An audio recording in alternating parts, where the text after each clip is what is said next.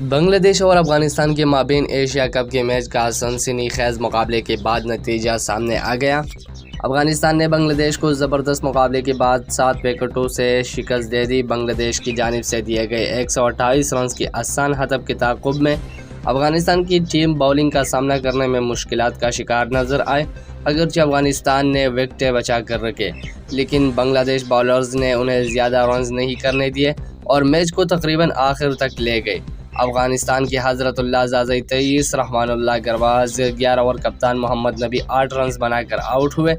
1 down آنے والے افغان بلے باز ابراہیم زردان انتہائی ذمہ دارانہ بلے بازی کا مظاہرہ کرتے ہوئے آخر تک کریز پر موجود رہے۔ انہوں نے 41 گیندوں پر 4 چوکوں کی مدد سے 42 رنز بنائے۔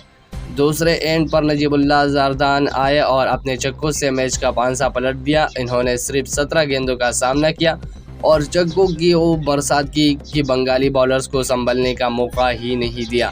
انہوں نے اپنی انگیز میں 6 چھکے اور 1 چوکا لگایا اور 43 رنز بنا کر ناٹ آؤٹ رہے۔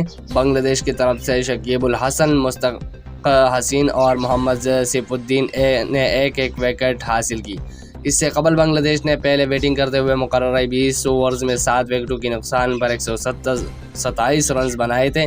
افغانستان کے خلاف ٹاس جیت کر بنگلہ دیش کے کپتان شکیب الحسن نے پہلے بیٹنگ کا فیصلہ کیا، جو غلط ثابت ہوا اور بنگال ٹائیگر شروع سے ہی مشکلات میں نظر آئے اور اس کی ایک کے بعد ایک وکٹیں گرنے لگے۔ بنگلہ دیش کی 4 وکٹیں 28 پر گر چکی تھی، جبکہ 100 رن سے پہلے ہی 89 رنز پر اس کی 6 کھلاڑی آؤٹ ہو چکے تھے۔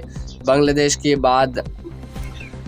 دیش کی محمد نعیم 6، انعام الحق 5، کپتان شکیب الحسن 11، مشفق رحمان صرف 1 رن بنا کر آؤٹ ہوئے۔ عاطف حسین نے 12 جبکہ محمد اللہ نے 25 رنز بنائے۔